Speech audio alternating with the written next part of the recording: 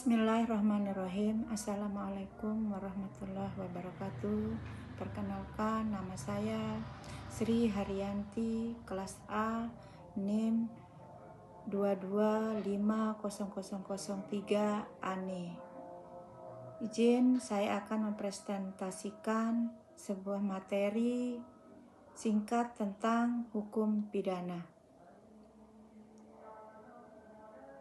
Hukum pidana adalah hukum material yang mengatur tentang pelanggaran-pelanggaran dan kejahatan terhadap kepentingan umum.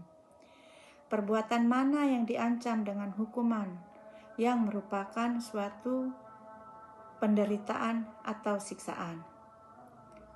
Pelanggaran adalah mengenai hal-hal kecil, ringan yang diancam dengan hukuman, denda, atau kurungan. Kejahatan adalah mengenai soal-soal yang besar seperti pembunuhan, penganiayaan, penghinaan, pencurian, dan sebagainya. Menurut pendapat ahli, yaitu Simon, hukum pidana adalah keseluruhan aturan yang menentukan perbuatan yang dilarang, siapa yang dapat dipidana, dan jenis pidana yang dapat dijatuhkan. Sedangkan menurut Mulyatno, hukum pidana adalah bagian dari hukum yang menentukan perbuatan yang dilarang, ancaman pidana, kapan pidana dijatuhkan, dan bagaimana pelaksanaan pidana dilakukan. Jadi di sini tujuan hukum pidana yaitu melindungi masyarakat, menjaga ketertiban umum, memberikan efek jera, mewujudkan keadilan, membina pelaku. Sumber hukum pidana Indonesia antara lain KUHP lama yang berasal dari Wetboek dan Strafrecht, berlaku sejak masa kolonial Belanda, bersifat kolonial dan menekankan pembalasan. Sedangkan KUHP baru, yaitu Undang-Undang Nomor 1 Tahun 2023, berlaku penuh di tahun 2026, menyesuaikan nilai Pancasila dan HAM, menekankan restoratif justice.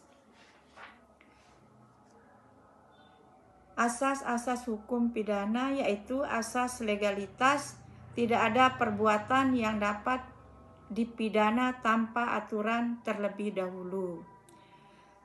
Asas tiada pidana tanpa kesalahan, harus ada unsur kesalahan, sengaja atau lalai. Sedangkan asas nasional aktif, WNI di luar negeri tetap bisa dipidana. Asas nasional pasif atau perlindungan, melindungi kepentingan negara Indonesia. Asas praduga tak bersalah, setiap orang dianggap tidak bersalah sebelum ada putusan pengadilan, kekuatan hukum tetap. Asas teritorial, hukum berlaku di wilayah Indonesia. Asas individualisasi pidana, hukum disesuaikan dengan kondisi pelaku. Asas kemanusiaan, menghormati martabat manusia. Asas keseimbangan, menyeimbangkan kepentingan pelaku, korban, dan masyarakat. Contohnya, hakim mempertimbangkan kerugian korban dan kondisi pelaku sebelum menjatuhkan hukuman. Asas restoratif, fokus pada pemulihan, bukan hanya penghukuman. Asas ultimum remedium, hukum pidana sebagai upaya terakhir. Asas universal, kejahatan tertentu dapat dihukum di mana saja. Contohnya, pembajakan kapal di laut internasional dapat diadili oleh Indonesia. Sistematika KUHP lama atau warisan kolonial terdiri dari 3 buku, yaitu buku 1 Aturan Umum memuat pasal dan aturan dasar hukum pidana. Buku 2 mengenai kejahatan pasal 104 sampai 488,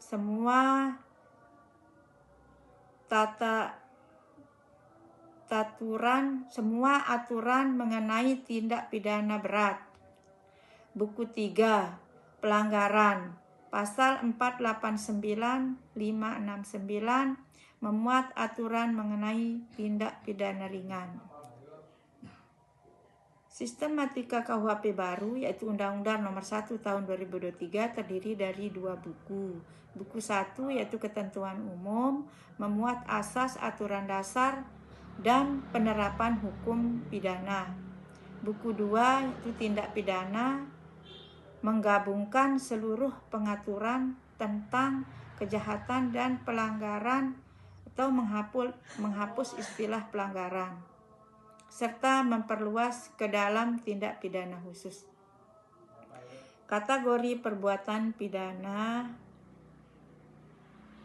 yaitu tindak pidana atau delik perbuatan yang dilarang hukum, bertentangan dengan undang-undang dan diancam pidana. Dolus dan sulfa.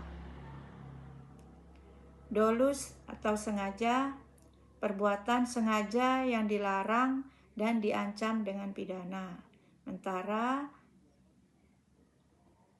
sulfa atau alfa, perbuatan yang dilarang dan diancam dengan pidana yang dilakukan dengan tidak sengaja hanya karena kealpaan atau ketidakhati-hatian. Delik aduan diproses jika ada pengaduan korban. Contohnya perzinahan, KUHP lama pasal 284, KUHP baru pasal 411. Berdasarkan satuan hukum yang berlaku, percobaan tindak pidana terjadi jika niat pelaku telah nyata dari apa yang permulaan pelaksanaan dari tindak pidana yang dituju. Percobaan ini dapat dipidana apabila memenuhi syarat-syarat sebagai berikut. 1. Adanya niat pelaku. 2. Permulaan pelaksanaan. 3. Tidak sesuai, bukan karena kehendak sendiri.